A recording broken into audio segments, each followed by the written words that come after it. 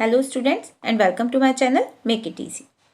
Students, आज हम वर्ष 2020-21 में आयोजित होने वाली 12वीं क्लास की बोर्ड परीक्षाओं के लिए माध्यमिक शिक्षा मंडल मध्य प्रदेश भोपाल द्वारा तैयार किए गए नए ब्लूप्रिंट की जानकारी प्राप्त करेंगे। अगर वीडियो पसंद आए तो वीडियो को लाइक और शेयर करें और चैनल को सब्सक्राइब करना बिल्कुल भी ना भूलें। तो स्टूडेंट्स, मैं आज आपको जीव विज्ञान यानी बायोलॉजी के नए ब्लूप्रिंट की जानकारी दे रही हूँ। तो 12वीं में पढ़ने वाले बच्चों के लिए एक राहत भरी खबर है। जहाँ पहले उन्हें 5 यूनिट पढ़नी थी, अब उन्हें सिर्फ 3 यूनिट ही पढ़नी है। और अब इस साल 5 अंक वाले प्रश्न भी परीक्षा में नहीं पूछे जाएंगे। जीव विज्ञान का प्रश्न पत्र पहले की ही तरह 70 अंकों का ही होगा और 30 अंक प्रायोगिक या परियोजना कार्य के लिए निर्धारित हैं।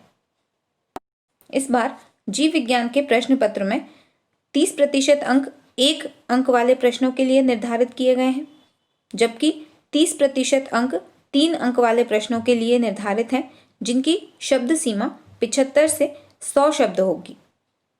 तथा विश्लेषणात्मक यानी एनालिटिकल क्वेश्चंस के लिए 40% अंक निर्धारित किए गए हैं, जिसमें 4 अंक वाले प्रश्न होंगे, जिनकी शब्द सीमा 120 से 150 शब्द तक होगी। विषय पर आधारित एवं विश्लेषणात्मक प्रश्नों में निम्न प्रकार के विकल्प होंगे। 5 प्रश्न में से कोई 3 प्रश्न हल करना अनिवार्य होगा, जबकि 6 प्रश्नों में से कोई 4 प्रश्न करना अनिवार्य होगा। तो स्टूडेंट्स, अब हम इकाई और विषय वस्तु के अनुसार अंकों का विभाजन देखते हैं।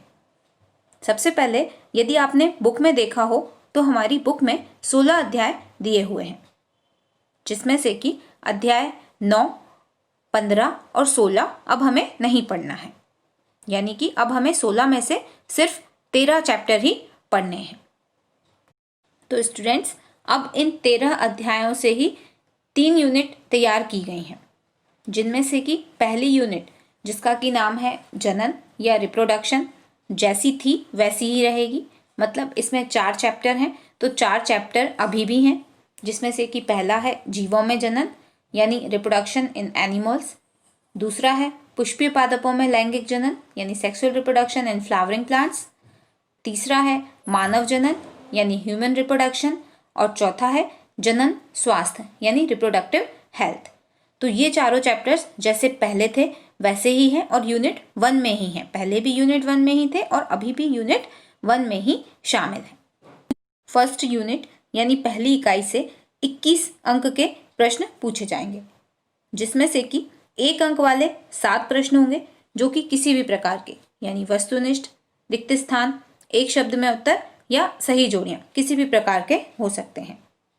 3 अंक वाले 2 प्रश्न पूछे जाएंगे, जो कि 3-3 नंबर के होंगे, यानी कि कुल 6 अंक के होंगे। इसके बाद 4 अंक वाले 2 प्रश्न पूछे जाएंगे, जो कि 8 अंक के होंगे। तो इस प्रकार इस इकाई से कुल 21 अंक के प्रश्न ही पूछे जाएंगे। स्टूडेंट्स, अब अगर यूनिट 2 को देखें, जिसका कि नाम है आनुवांशिकी तथा विकास यानी जेनेटिक्स एंड इवोल्यूशन, तो इस यूनिट में पहले 3 चैप्टर्स थे, चैप्टर नंबर 5, 6 और 7।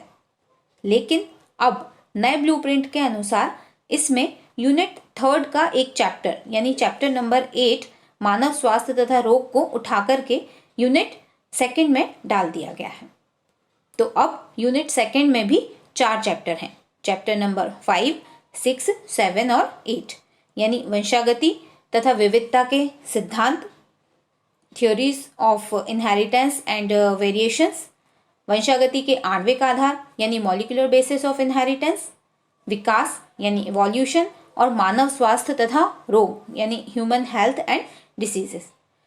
तो मीन्स जो 3rd यूनिट का पार्ट था उसको अब उठा करके यूनिट 2 में डाल दिया गया है और अब यूनिट 2 में भी 4 चैप्टर हैं। इस यूनिट से भी 21 अंक के कुल प्रश्न पूछे जाएंगे, जिसमें से कि 1 अंक वाले 7 प्रश्न होंगे, 3 अंक वाले 2 प्रश्न होंगे और 4 अंक वाले भी 2 प्रश्न होंगे। तो कुल मिलाकर इस यूनिट से यानी इस इकाई से 21 अंक के प्रश्न पूछे जाएंगे। तो स्टूडेंट्स, अब यूनिट 3 की बात करते हैं, जिसमें कि सबसे ज़्यादा चेंज किया गया है। यूनिट 3 जो है वो पहले वाली यूनिट 3, 4 और 5 को मिला करके बनाई गई है, जिससे कि कोर्स थोड़ा कम हो जाए। तो इसमें पहले वाली जो यूनिट 3 थी उससे चैप्टर 10 को लिया गया है। यूनिट 4 से दोनों ही चैप्टर जो थे मीन्स चैप्टर नंबर 11 और 12 को लिया गया है, और यूनिट 5 से चैप्टर नंबर 13 और 14 को लिया गया है, क्योंकि 15 और 16 जो है वो डिलीटेड है तो उनको नहीं लिया गया है। तो इस तरीके से इस यूनिट 3 में भी हमें 5 चैप्टर्स पढ़ने हैं, और ये सबसे ज़्यादा इंपॉर्टेंट है क्योंकि ये सबसे ज़्यादा नंबर वाली है, क्योंकि इसमें सबसे ज़्यादा कंटेंट भी है। आप देख ही रहे होंगे कि बाकी की दोनों में 4-4 चैप्टर हैं और इसमें 5 चैप्टर हैं, तो इसमें से जो है वो सबसे ज़्यादा इसमें से क्वेश्चंस पूछे जाएंगे। तो इसमें चैप्टर नंबर 10, 11, 12, 13 और 14 है। चैप्टर 10 मानव कल्याण में सूक्ष्मजीव यानी micro organisms in human welfare, जैव प्रौद्योगिकी सिद्धांत एवं प्रक्रम, जैव प्रौद्योगिकी एवं उसके उपयोग, चैप्टर 13 जीव एवं समष्टियाँ, और चैप्टर 14 जैव विविधता एवं संरक्षण। इन 5 को इसमें शामिल किया गया है। अगर अंक की बात करें तो इस इकाई से 28 अंक के प्रश्न पूछे जाएंगे, जिसमें से कि 1 अंक वाले 7 प्रश्न होंगे, 3 अंक वाले 3 प्रश्न होंगे। पिछली यूनिटों में 2 प्रश्न थे, लेकिन इसमें से 3 अंक वाले 3 प्रश्न होंगे।